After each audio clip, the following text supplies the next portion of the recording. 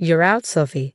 I've removed your name from the credits. The documentary belongs to me now. Marcus's voice crackled through my phone as I stood in the elegant lobby of the Sundance Film Festival.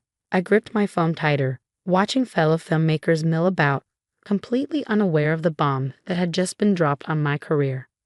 You can't do that, I said, keeping my voice steady despite the rage building inside me. I spent 3 years of my life on this project. Half of that footage is mine. Marcus laughed, the same arrogant laugh I'd grown to hate over the past few months. Check your contract again, sweetheart. As the production company owner, I have final say over credits and ownership. You were just a contractor. I closed my eyes, remembering all the nights I'd spent in remote villages, documenting the disappearing indigenous art forms that formed the heart of our documentary. Marcus had barely left his comfortable office in New York, yet here he was, trying to erase my contributions entirely. Why? I asked, though I already knew the answer. The documentary was already generating buzz. Early reviews were glowing. Prize money and prestige were on the line. Let's be honest, Sophie. You don't have the connections to take this film where it needs to go. I do. Consider this a business decision. The line went dead. I stood there, surrounded by the excited chatter of other filmmakers, feeling like I'd been punched in the gut. But beneath the shock and anger, a small smile crept onto my face. Marcus had made one critical mistake. My name is Sophie Chen, and at 32, I'd spent my entire adult life behind a camera, documenting stories that others overlooked. This documentary about vanishing indigenous art forms had been my passion project, one I pitched to Marcus's production company 3 years ago. He'd seen the potential for awards and funded it, but the heart and soul of the project, that was all me. What Marcus didn't know was that I still had all the original footage. Every interview, every sacred ceremony we'd been allowed to film, every raw, unedited moment was safely stored in multiple locations, including footage that would absolutely destroy his reputation if it ever got out. I made my way to my hotel room, my mind racing with possibilities. The festival screening was in 3 days. Marcus would be premiering his version of our documentary, likely edited to minimize my visible presence and contributions. But he had no idea what I had planned. Sitting at the desk in my hotel room, I opened my laptop and pulled up a folder labeled Insurance. Inside were clips I kept separate from the main documentary footage. There was Marcus, drunk at a sacred ceremony, making inappropriate comments about the tribal elders. Marcus demanding that we stage scenes for more dramatic effect, even when it meant misrepresenting cultural practices. And most damaging of all, Marcus admitting on camera that he had no real interest in preserving indigenous art. He just wanted something exotic to make his name in the documentary world. I kept these clips not out of malice, but because something in my gut had told me to be careful. After 15 years in documentary filmmaking, I learned to trust those instincts. My phone buzzed with a text from Amar, my sound engineer and longtime friend. Just heard what Marcus did. That snake. What's the plan? I smiled, remembering how Amar had been there through every step of filming, witnessing Marcus's gradual transformation from enthusiastic producer to controlling egomaniac. Remember that backup drive we made? I texted back. Time to use it. The one with all his beautiful moments, Amar replied. Oh, this is going to be good. I spent the next hour making calls to contacts I'd made during filming, the indigenous artists, community leaders, and local guides who had shared their stories with us. Many had become friends, trusting me with ceremonies and traditions rarely shown to outsiders. They were as much a part of this film as I was, and they deserved to know what was happening. To my surprise, they weren't just supportive. They were ready to help. We trusted you, Sophie, not him, said Maria, an elderly weaver we'd filmed in Peru. Our stories are sacred. They shouldn't be used for one man's glory. By midnight, I had a plan forming. Marcus thought he could erase me from the project, but he'd forgotten something crucial. In documentary filmmaking, authenticity is everything. And I had proof that his version of the film was anything but authentic. I was about to show Marcus exactly why you don't betray someone who carries a camera everywhere. As I lay in bed that night, I thought about the moment 3 years ago when I first pitched this project to Marcus. He'd seemed so different then, passionate, supportive, eager to help tell these important stories. Or maybe I'd just seen what I wanted to see. Either way, in 3 days he would learn that some stories can't be controlled or contained. They belong to the people who lived them, who shared them, who captured them through a lens with respect and care. And I was going to make sure those stories were told the right way, no matter what it cost me. My phone buzzed one last time. A message from Marcus. I expect you to handle this professionally. Don't make a scene at the festival.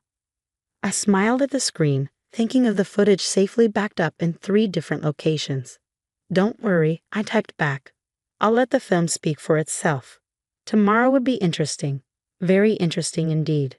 The next morning, I met Amar in a small cafe near the festival venue. He arrived with his laptop and a determined look in his eyes.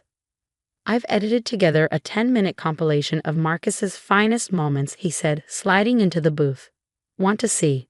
I nodded, and he turned the laptop toward me. The footage was devastating. There was Marcus ordering local artists to speed up their traditional crafting processes for better television. Marcus mocking sacred ceremonies when he thought the cameras were off. Marcus bragging about how he would fix it in post to make the story more marketable. This is perfect, I said, closing the laptop. But we need to be strategic about how we use it. Just then, my phone lit up with notifications. Marcus had just posted on social media, promoting the documentary's premiere. The post included beautiful stills from my footage, with a long self-congratulatory caption about his vision and 3 years of dedication to showcasing indigenous cultures. The irony would have been funny if it wasn't so infuriating. He's using your shots, Amar growled, looking at his own phone. The ones you took while he was sitting in his hotel room complaining about the heat. I took a sip of my coffee, letting the warm liquid calm my nerves. Let him. He's just making this easier for us. We spent the next few hours preparing our counter move. I reached out to several journalists who covered the independent film scene, particularly those known for their integrity and interest in ethical filmmaking. I have a story about the real making of vanishing arts, I wrote, including footage that never made it to the final cut. By afternoon, 3 major industry publications had expressed interest. But the response that really caught my attention came from Diana Torres, a respected documentary filmmaker who also sat on the festival's ethics committee. This is serious, she wrote after I sent her some sample clips. The festival needs to know about this before the premiere. Can you meet today? I met Diana at her hotel suite, where she watched the footage with growing concern. This isn't just about credit theft, she said finally. This is about the exploitation of indigenous communities and misrepresentation of their cultures. The festival takes these issues very seriously. As if on cue, my phone buzzed with another message from Marcus.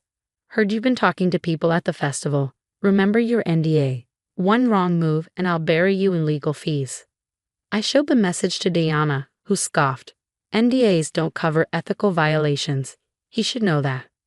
We spent the next 2 hours going through my documentation.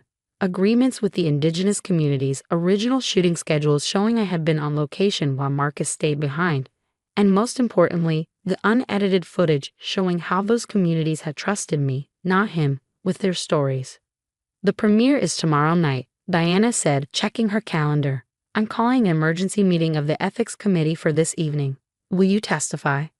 I thought about everything I had to lose, future contracts, industry connections, my reputation if Marcus somehow spun this against me. Then I thought about Maria, the weaver in Peru, and all the others who had shared their sacred traditions with us, trusting us to tell their stories with respect. Yes, I said. I'll testify.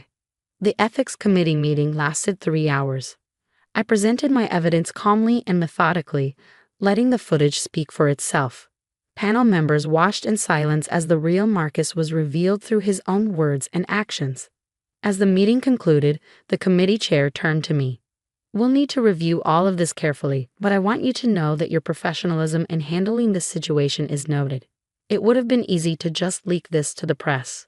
I nodded, gathering my materials. These stories are too important for that. They deserve better than scandal headlines. Walking back to my hotel that night, I felt lighter somehow. Whatever happened next, I had stood up for what was right.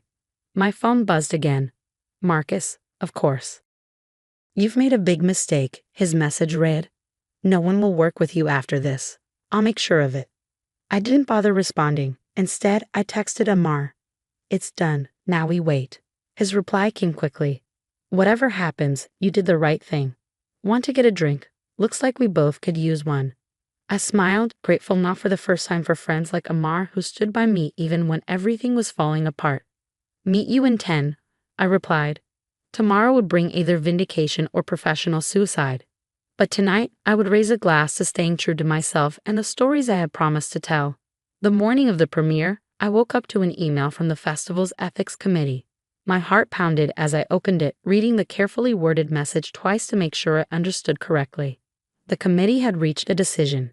The documentary would still premiere, but with a crucial caveat. It would be shown in its original form, with my full credits restored. Additionally, Marcus's production company would be placed under review for ethical violations. I barely had time to process this when my phone rang.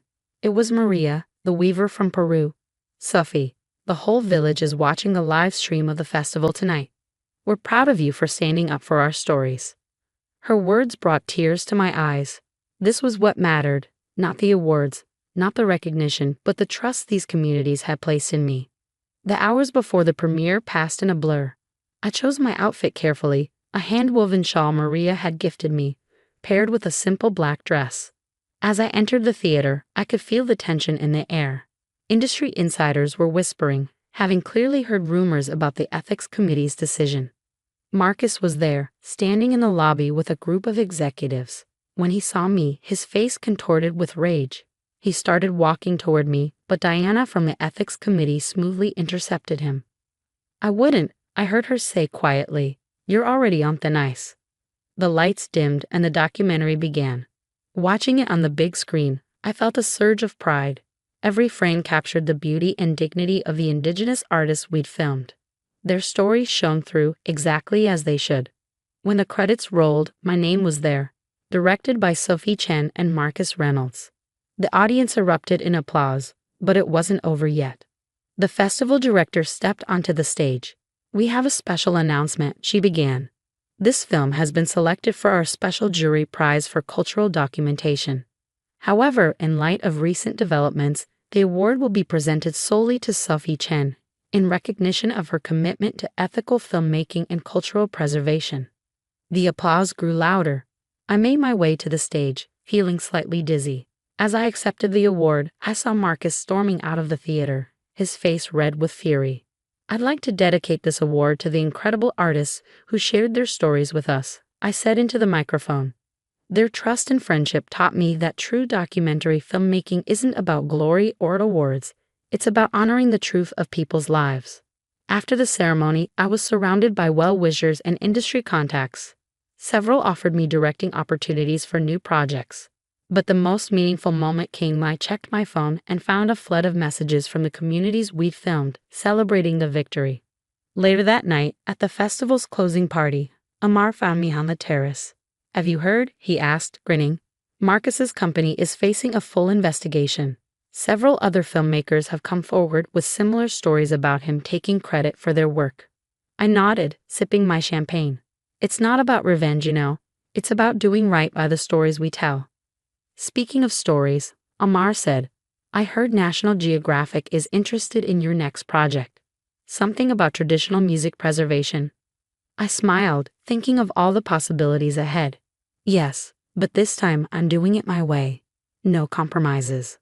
The next morning, as I packed for my flight home, I received one final email from the festival, an invitation to join their documentary ethics advisory board. They wanted my help in developing guidelines to protect both filmmakers and the communities they document. My phone buzzed with a text from Marcus. You've ruined me. I hope you're happy.